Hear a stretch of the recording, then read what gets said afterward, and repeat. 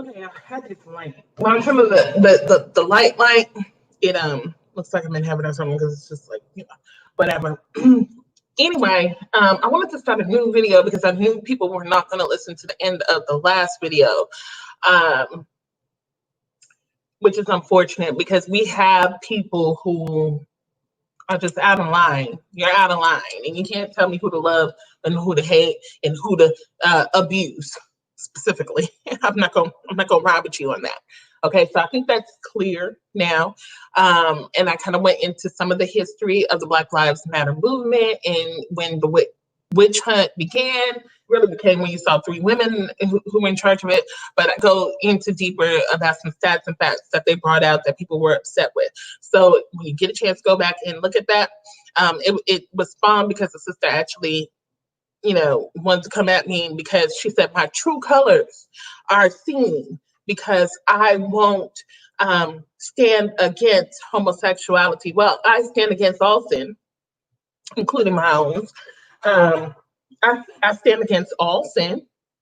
I am an advocate that everybody repent and come to the Most High. That's where I'm at. Okay.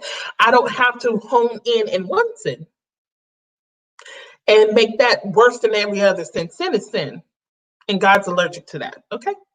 So with that being said, we're going to go into why reparations is a Supreme Court decision and not something that can be put on a ballot or be put in front of Congress. Okay. Now, I know that everybody has a problem with the LGBTQ community, right? But here's the thing. If they push civil rights for us, and this has been brought up, who has been the main benefactors of civil rights? Has it been us? Most people would say no. They would say white women in the LGBTQ community, right? So, well, LGBTQ, they weren't really included in that. It was just until recently when they fought for it that they got included in that. But mainly white women. And Black women have been helped by those things because there are federal incentives that give Black women an edge on hiring. When you hire a Black woman, okay, that means that you have to hire somebody. You have to know this. When you hire a Black woman, you're hiring a double minority. She's Black and she's a woman. So what you get is like more bang for your buck, which is why HR people will say, "Ooh, we got a Black woman, a double minority." So this is why Black women are getting ahead. Okay, not because of welfare. Okay. I know y'all like to think that, oh, you're all welfare hoes, right? This is what we hear. But really, because the hiring of Black women actually gives more incentive to a company because she is a double minority.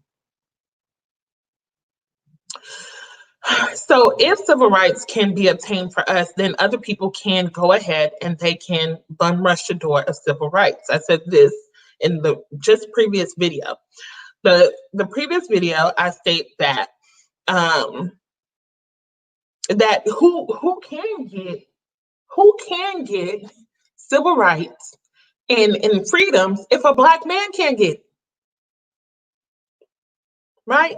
So if that battle can be won, then everybody else that's on that list can come through. And I think that is the logic. Other than nobody should be oppressed or discriminated against or hated just because of what they decide to do. Work out your own salvation with fear and trembling, right? So we have people who want to say, oh, well, these people benefited, but then you don't want to take a note out of their book. Did the LGBTQ community get marriage from a vote or a bill? Mm-mm. They had to go through the Supreme Court. Okay. When you are a minority, now I learned this at my HBCU. When you're a minority, you're not going to get things passed through Congress. Now, the Voting Rights Act was passed through Congress, but most of the desegregation came through the cases that went to the Supreme Court, even though some of them actually did the opposite. But once you have precedents on the Supreme Court, then you can sign laws, right? You can advocate, hey, This was the decision. Now you start putting stuff in bills. Okay. They are not, reparations is never going to pass Congress or be put on the ballot and people are going to say, yay, reparations is never going to happen. We have enough data, facts, stats, and testimony that would actually, I mean, the UN pretty much did the case itself and said, hey, yeah, they deserve reparations. But unless there is a complainant, and this is what Malcolm X was doing, Malcolm X and Martin Luther King had an intersection when it came to economics. Malcolm X was getting ready to present a case before the United Nations against America for human right, no, hate crimes against Black people in America. There are enough data, stats, facts, and everything to support that. Meanwhile, we have Hebrew Israelites who complain about a movement. Oh, these women are leading the movement. If they don't want to have penis in them, then they are not correct representatives. Yet you have not started your own movement. We have lawyers. We have lawyers in the community. We have lawyers in the Black community at large. Yet nobody is taking on this case and saying we need to go to the Supreme Court. And you know, Crump is a civil rights lawyer. Okay, we have several civil rights lawyers, but they're not putting together this unsurmountable amount of evidence and saying we need to charge up the United States. Now, there is a law, you can't sue the king. So you can't sue them, but what you can do is you can get your evidence, data, facts. This is why Ta-Nehisi Coates wrote the case for reparations. And he goes into every facet in how white supremacy and stuff affects us economically, because we have to prove damages. We have enough proof of damages. But yet, when I bring this up, let's see how many Hebrew Israelites who hate gays and want to exit the Black Lives Matter movement, then take this, run with it, and actually say, we need a Supreme Court case. Let's go do this. Now, I would do it myself, but I'm not a lawyer. I can only put the idea out there and hope that those with the credentials and the knowledge about how to do that can get it done. We first follow the precedents of going to the Supreme Court, and then we go to the United Nations. Now, we need to do that before Trump over there. Trump is trying to get us out of every alliance and thing that exists.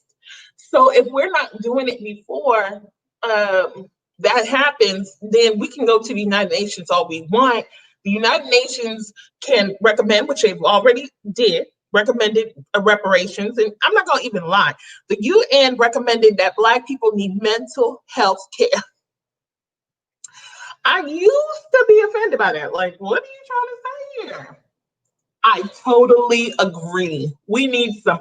It's problematic, our mental health, especially in the Hebrew Israelite community. I think sometimes this community is kind of like a moth to a flame when it comes to attracting people who are kind of off, almost like, you just can't wait to be in charge of something. And let me tell you about oppressed minds and oppressed leadership, and how they process leadership. Okay. The Most High is conditioning us and putting us at a bottom of the barrel situation for us to look up and see how things shouldn't be done. An oppressed mind sees the turning of that, the first becoming the last, as their opportunity to do what these people did to them back.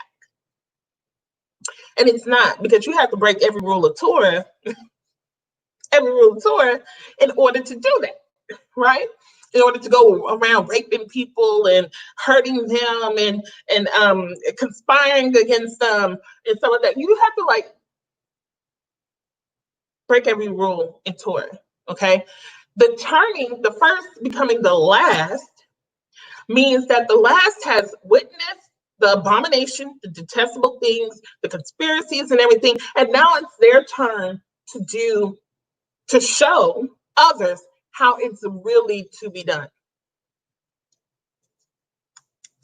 Yeah. So you don't get to be wicked and say it's of the most. You people not making it.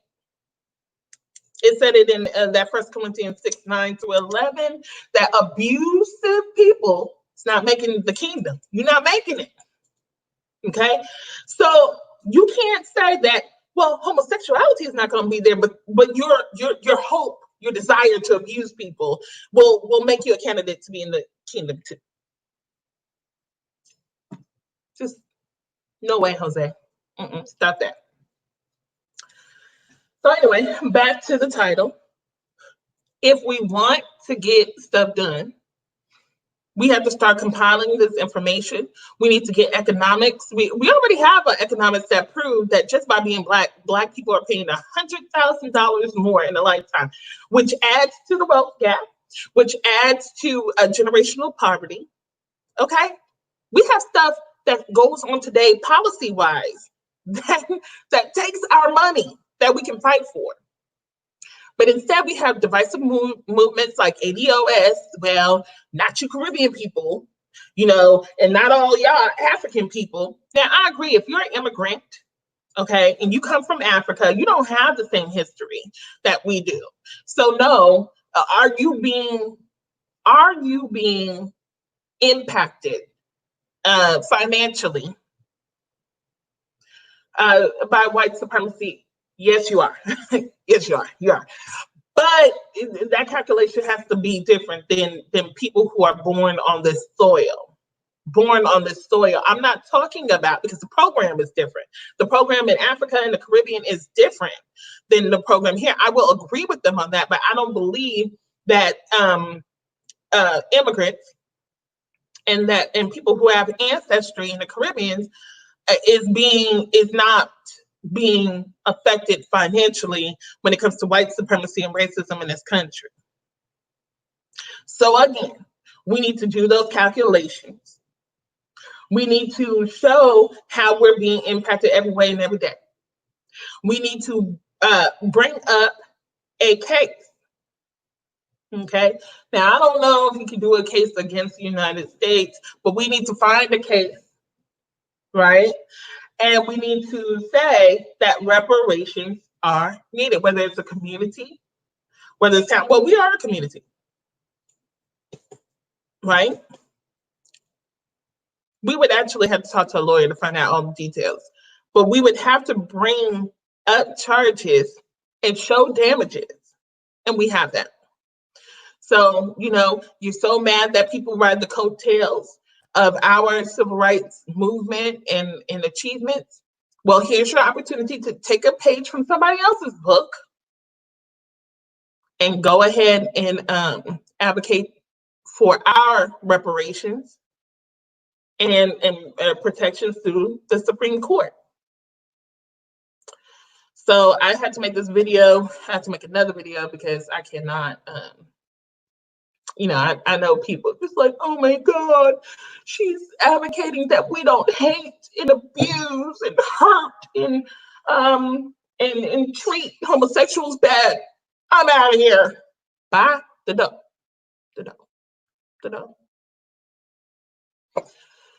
But something to think about, something to bring up, something to inquire about, which I'll be doing. And once I get some more facts, and maybe I can get a lawyer on here to talk to me about like how we can do that, if we can do that, what it would need to look like, then we can do that. So with that, I say shalom.